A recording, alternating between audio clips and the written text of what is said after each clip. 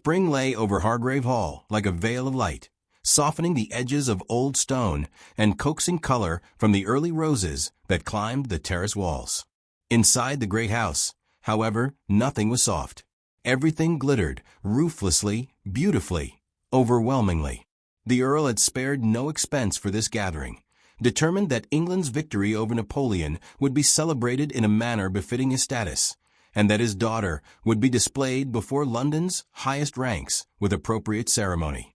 Chandeliers shimmered with 1,000 trembling flames, scattering shards of light across polished floors.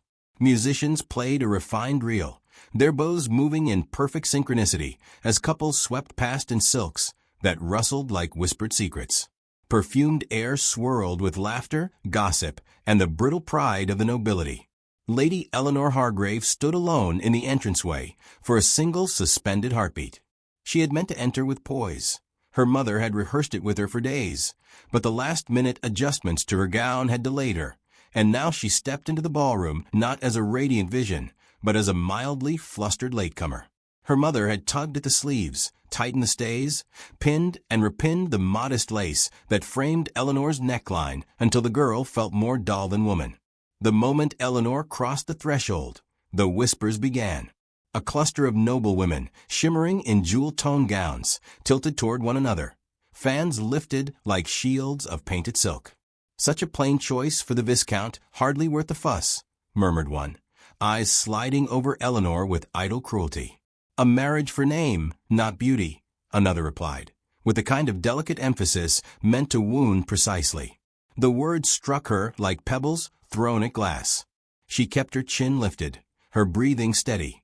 Pretending politeness had rendered her deaf, but her composure trembled. For a moment she felt as though she were 10 years old again, standing before the governess, who insisted her nose was too sharp and her interests too bookish. She forced her steps forward. The Earl and Countess beamed at the assembled aristocracy, oblivious to their daughter's humiliation. And waiting nearby, in a posture of studied boredom, was Viscount Rathbone, her future husband. He did not extend his hand to greet her. "Ah, Lady Eleanor." He scarcely looked at her, eyes instead fixed on the Marquis's niece beside him, a stunning creature wrapped in gold silk. "You took your time. I dare say the evening might end before you appear in proper form." The niece giggled. Eleanor swallowed. "My mother wished to." "To fuss over you," he said brightly, interrupting with a laugh. "A pity she could not fuss some brightness into your expression. A wife ought not to look perpetually as though she has misplaced a book." A few nearby guests chuckled with him. The sound curled around Eleanor like cold fog. She bowed her head slightly. "I beg your pardon, my lord." "Yes, yes." He waved a hand, already bored. "Just try to smile. You appear far too serious for your age. Or for a wife, truly." The niece pressed a gloved hand to her lips in feigned shock. Eleanor felt the humiliation flare through her chest, a hot, helpless ache, but she forced her breath to steady. She had long since learned that dignity was not the absence of pain, but the quiet endurance of it. Then the air shifted. A hush fell so suddenly that even the dancers slowed. The music wavered but did not break. All faces turned toward the grand doors as they opened with ceremonial gravity. The Duke of Ashford entered, tall, broad-shouldered, wrapped in a storm-gray coat that contrasted sharply with the warmth of the ballroom. A faint scar cut along his cheekbone, an abrupt, commanding mark that whispered of battlefields far from these lacquered floors. His presence felt like the drop in the air before a thunderstorm. Heavy, electric, unmistakable. The musicians faltered. Even the Earl straightened, his expression brightening with greedy welcome. Whispers raced across the ballroom in breathless urgency. The War Duke returned at last. A terrifying man, they say, but a necessary one. He scanned the room not like a guest, but like a soldier taking stock of terrain, his gaze sharp and formidably calm. When his eyes passed over Eleanor's fiancé, Rathbone shifted uneasily, as though worried the Duke might take offense at the opulent ease in which he stood. And then the Duke's gaze found her. Only for a moment. Only a flicker. But in that flicker, a strange recognition sparked, curiosity, sympathy, perhaps even understanding. Something unguarded, raw, and quietly searching. Eleanor's breath caught. No man, let alone a duke of such fearsome repute, had ever looked at her with anything resembling true attention. It felt intrusive, startling, almost unbearably intimate. She turned her gaze away at once, heat rising to her cheeks, as though his eyes had stripped her inner thoughts bare. "What in blazes is he staring at?" Rathbone muttered. Eleanor shook her head silently. She had no answer, but the Duke's look lingered in her awareness, even after he shifted his attention elsewhere, even after he greeted the Earl with a curt inclination of his head. He spoke little, observed much. Every movement reminded the room that he was not a man molded for drawing rooms. He was forged from harsher places, battlefields, winter camps, the unyielding discipline of command.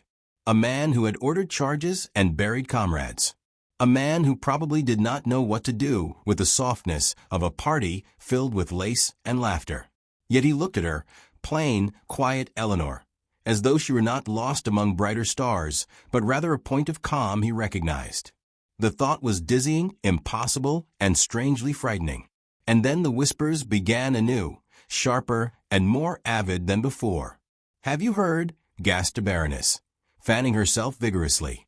"The Duke of Ashford is rumored to be seeking a bride." "A bride," several voices echoed.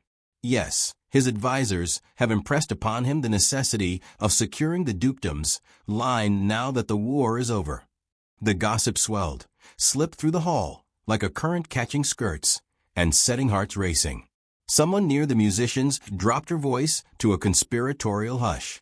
"They say he has taken an interest already." "In whom?" "Lady Eleanor Hargrave." Eleanor froze mid-step, her heart plunging like a stone into deep water. Rathbone's eyes narrowed. Utter nonsense. But the rumor spread regardless, rapid, breathless, gleeful. Heads turned toward her. Fans snapped open like fluttering wings. The Marquis's niece swelled with indignation. Eleanor felt suddenly exposed, as though the chandelier's light had grown cruel. She wanted desperately to slip into some shadowed corner and disappear. She had barely recovered from Rathbone's earlier dismissal. The last thing she needed was to be dragged into the orbit of a man as dangerous as the Duke, even in rumor alone. Yet across the hall, the Duke had paused. And though he spoke to no one of her, though his expression remained unreadable, there was something in the set of his shoulders, still watchful, that suggested he had heard the whispers too. Eleanor lowered her gaze. Somewhere, deep within the gathering storm of curiosity, cruelty, and fascination, she sensed a shift in her fate. And though she could not name the feeling that rose within her, she knew this night would not be forgotten. The orchestra shifted into a brighter, more triumphant melody as the evening deepened, its notes ringing through the arches of Hargrave Hall like a golden net cast over every guest. Laughter rose, champagne glasses clinked, and yet beneath the bright veneer, a restless undercurrent moved, one centered entirely upon the Duke of Ashford, and disastrously upon Eleanor. She tried to remain near the fringes of conversation, quiet and unremarkable, but her father had other plans. The Earl of Hargrave's political ambitions flared like torches whenever the Duke was near, and now, seeing a momentary opening, he seized his daughter's wrist with unceremonious eagerness. "Come, Eleanor," he hissed, dragging her forward with more force than finesse. "An introduction of this nature is too valuable to delay." "Father, please," she whispered, but he did not hear her, or pretended not to. They reached the Duke just as he finished declining a dance from a duchess's daughter. The Earl bowed deeply, smiling with all the hunger of a man desperate for approval. Eleanor stood rigid beside him, wishing she could melt into the polished marble floor. "Your Grace," the Earl announced proudly, "may I present my daughter, Lady Eleanor Hargrave." The Duke's attention shifted to her, not to her father, nor the room, but directly to her. His gaze, steady and discerning, seemed to read her posture, her hesitation, her discomfort, all the parts she tried to keep politely unseen. He took her hand. The touch was brief but startling, his glove warm, his grip firm, without being improper. He bowed slightly, brows lowering with a soldier's precision. "You deserve better," he murmured, voice deep and edged like gravel underfoot, "than an audience that delights in your discomfort." Eleanor's breath caught. Such a sentiment, too intimate, too perceptive, felt like a hand pressing directly against her guarded heart. She stiffened, gaze darting instinctively to the clusters of onlookers who pretended not to stare while drinking in every detail. "This is highly irregular, Your Grace," she said faintly. His eyes flickered with something that might have been amusement or sympathy. "Indeed. Yet the truth often is." Before she could find a proper response, he straightened and spoke more formally. "Lady Eleanor, may I have the honor of this dance?" Her pulse leapt in panic. I must decline." The Earl's grip tightened on her elbow with warning. "My daughter would be delighted." Eleanor felt the trap tighten around her. The room seemed to lean in as the Duke extended his arm. With no respectable option remaining, she placed her hand atop his and allowed him to lead her onto the floor. The dance began. It was a slow, graceful waltz, easy enough in steps, impossible in meaning. Eleanor felt painfully aware of every point where their gloves met, of the strength beneath his controlled movements. He guided her not with dominance, but with patience, an unexpected gentleness for a man known as the War Duke. Yet beneath the civility, tension thrummed. She noticed small things: a faint scar at the edge of his jaw, the slightest limp in his left step, the roughened knuckles of a man who had commanded from the front, not the safety of strategy tables. He noticed her too, not the way men usually did, assessing beauty or lack thereof, but in a manner that felt appraising, as if he observed her restraint, her polite silences, the nerves she hid behind them. When they revolved near Rathbourne, Eleanor unconsciously held her breath. The Duke's gaze dipped to her lips, catching the tremor. "Does he trouble you?" he asked, so quietly she almost doubted she heard it. "No," she whispered too quickly. "It is only that society watches." "And since when does society's gaze merit fear?" She swallowed. "Always." Something in the Duke's expression darkened, as though anger stirred beneath his calm exterior. But he said nothing more, and the music soon tapered into its final note. Eleanor stepped back quickly, eager to end the moment before her heartbeat revealed too much. She curtsied, keeping her eyes lowered. "Thank you, Your Grace." He bowed in return. "The thanks is mine." She turned to leave. "Lady Eleanor." She faced him reluctantly.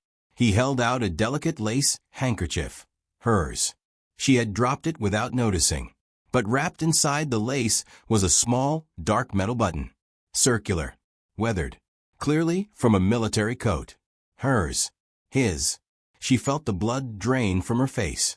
A token exchanged between unmarried individuals, especially from a man of such rank, was indecent, dangerous, recklessly intimate. "Your handkerchief," the Duke said simply, as though the token meant nothing, as though he had not placed his past, his battles, into her palm. Eleanor snatched it discreetly and hid it against her skirts. "This is improper," she whispered. His voice dipped. "War teaches a man to value the rare when he sees it." She stared, breath caught somewhere between fear and wonder. Before she could form a reply, he turned away, leaving her trembling and terribly aware that society had already begun to stir. And stir it did. The ladies whispered with vicious excitement. "The Duke favors Eleanor Hargrave." He danced with her, looked at her. "Did he give her something?" "I saw her hiding her hand." Rathbourne's irritation bloomed into open resentment. He confronted her briefly near the refreshment table, his voice sharp. "The Duke may admire you, Eleanor, but admiration is not marriage. Do not allow your head to swell with foolish hopes." She should have felt relief. She should have welcomed the reassurance that her engagement stood firm, that nothing dangerous was truly shifting beneath her feet. But instead, a quiet, shameful sting spread through her chest. She lowered her eyes to hide it.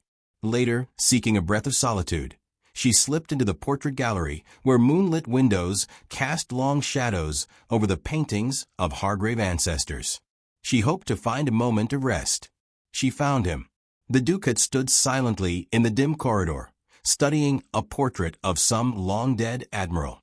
When Eleanor gasped, he turned, expression unreadable in the half-light.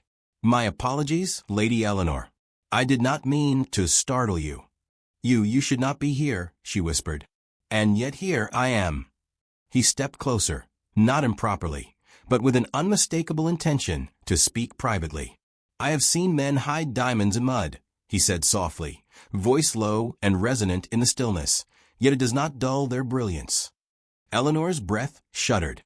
"That is an unwise thing to say, Your Grace." "Truth often is." She felt heat flush her cheeks, fear, confusion, and a strange, fragile hope she dared not name. She curtsied quickly, desperate to flee, before his words unraveled her entirely. By the time the evening drew to a close, Eleanor's nerves were frayed thin. Her mother entered her bedchamber as maids removed Eleanor's gown.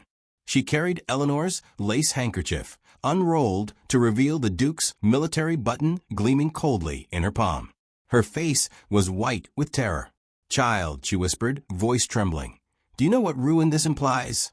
The rain had been threatening all afternoon, gathering in swollen, dark clouds that pressed low over the Hargrave estate. By the time the political visitors arrived, including half a dozen members of Parliament, the Earl's closest allies, and the Duke of Ashford himself, the air had grown heavy with an almost electric tension. Eleanor endured the polite conversations, the forced smiles, the suffocating expectations, until at last, her breath grew too tight in her chest to be borne. Under the guise of fetching fresh air, she escaped through the French doors and slipped into the garden. The sky was a muted, restless gray. Roses trembled on their stems as the breeze thickened. Eleanor moved beneath an arch of climbing blooms, their scent soft and melancholy, like something remembering summer. Here, away from the glittering voices of the drawing room, she felt for a moment like herself again, quiet, unnoticed, free to breathe. A single raindrop touched her cheek. She closed her eyes, letting the coolness soothe her burning thoughts. Lady Eleanor. Her eyes snapped open. The Duke stood only a few paces away, his coat darkening as the scattered rain began to fall in earnest. For once, the harsh edges of his features seemed softened by the weather, by the hush of the moment, by something in his eyes that was not command but concern. She curtsied instinctively. "Your Grace, this is not the place for—" "I feared you might flee," he said quietly. "I thought perhaps the storm would hide you." The words, spoken with unexpected gentleness, unsettled her more than any stern command. She clasped her hands before her. "I needed a moment alone." "I could see that." He stepped beneath the arch with her, the rose leaves brushing his shoulders. Rain misted around them, blurring the edges of the garden into a watercolor wash. "The world inside that house is not kind, though they pretend at civility." "You speak as though you have endured their cruelty yourself," she murmured. A faint smile touched the corner of his mouth. "I've faced cannons, Lady Eleanor, but nothing is quite so exhausting as polite society." Despite everything, she let a breath of laughter escape her. His gaze settled on her, not heated, not possessive, but deeply, painfully earnest. "When I first saw you," he said, "I noticed your quiet dignity. It struck me harder than any battlefield. While others spoke, you listened. When others displayed themselves, you stood aside. Not from timidity, but from a depth they cannot fathom." Eleanor felt the rain chill her skin, but her pulse warmed. "You see too much," she whispered. "Only because you hide too much." His voice lowered, like velvet over steel. "I see your loneliness, your restraint, and the hunger you conceal to be understood even by one soul." Her breath shuddered. She had never spoken of such things aloud, never imagined anyone might glimpse them. He took a step closer, not touching her, but near enough that the rain between them seemed to pause. "You deserve a life where you are not belittled," he said, "where your mind is not dismissed but cherished." A crack of thunder rolled overhead. Eleanor turned her face away, eyes stinging. "I cannot bear the life awaiting me with Rathborne. He sees me as a duty, an inconvenience, a quiet shadow to prop his pride. You deserve far more than that." "It is not about what I deserve," she whispered miserably. "It is what is decided. What is arranged? What society finds acceptable? The Duke's jaw tightened, a rare flash of fury crossing his expression. If you were mine, not a single voice would dare diminish you. Silence fell. The rain fell harder, pattering softly against the rose petals overhead. Eleanor's heart twisted painfully, between desire and ruin, between hope and fear, between everything she had been raised to obey and everything her spirit longed for. "Your Grace," she said, voice trembling, "you speak as though I could choose differently." "You can," he replied, "if you wish it." But the storm gave her no answer, and neither did she. The ball at Northbridge House was meant to be a celebration of alliances newly forged in the wake of war. Instead, it became a cauldron of anticipation. The Duke's presence was enough to stir gossip, but his rumored interest in the Earl's daughter made the air crackle. Is it true? They say he visits the Hargrave estate. The War Duke pursuing a mere viscount's fiancée. He must be mad. Eleanor felt the weight of every whisper, every stare. Rathbone clung to her arm with increasing irritation, as though she were a misbehaving pet and he a man forced to endure humiliation. "You are too sensitive tonight," he scolded under his breath. "Do stop trembling. You make us both look foolish." She pulled her arm slightly away. "I am not trembling." "You are always trembling," he snapped. "It is inconvenient." The guests near them stiffened, pretending not to hear. But the Duke had heard. He crossed the ballroom with unhurried steps, each one measured with the authority of a man who commanded armies. Conversations faltered. Fans ceased moving. Even the chandeliers seemed to flicker in anticipation. He stopped directly before them. "Viscount," he said, in a voice that thrummed through the room like distant thunder, "you will lower your tone." Rathbone paled. "Your Grace, this is a private matter." "There's nothing private," the Duke cut in, "about disrespecting a lady." Gasps rippled outward. Eleanor's breath froze in her chest. The Duke turned slightly, addressing the entire assembly. "Lady Eleanor Hargrave," he declared, voice carrying to every gilded corner, "is under my protection. Any man who speaks of her without respect shall answer to me." The room stilled into absolute silence. The Earl swayed, nearly fainting. Eleanor felt her heart splinter, not in pain, but in overwhelming confusion. This was protection, admiration, perhaps even something more. But it could not save her from scandal, from the ruin that loomed the moment a duke publicly interfered with an engagement. She fled the ballroom. Later, in a quiet sitting room, lit only by the glow of a dying fire, the Duke found her. The storm had followed them indoors, the world outside lashed with rain and wind, mirroring her turmoil. He closed the door behind him. "Eleanor." The sound of her name on his lips almost undid her. "You should not be here," she whispered. "Perhaps not. Yet here I am." He came closer, stopping just before her. "Tell me the truth of your heart." She shook her head, tears threatening. "I never sought you. Never dreamt of you. I never expected any of this." "Nor did I," he said quietly. "But I have faced death enough times to know that rare things must be claimed when they appear." Her voice cracked. "Something awakens in me when you are near.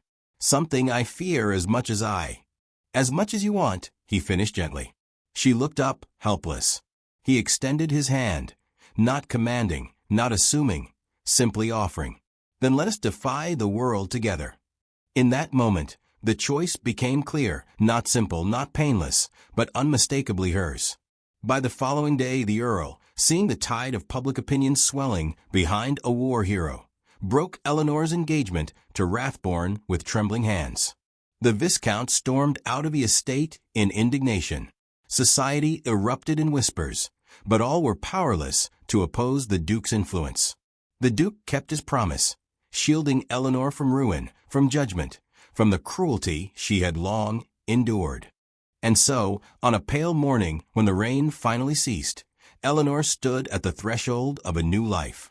The Duke of Ashford extended his arm to her as church bells tolled across the estate grounds, solemn and hopeful. She placed her hand upon his. Behind them, unspoken but understood, lay a promise forged from choice, not duty. A promise fierce enough to challenge society itself. A promise that began with a scandal and blossomed into a love powerful enough to defy the world.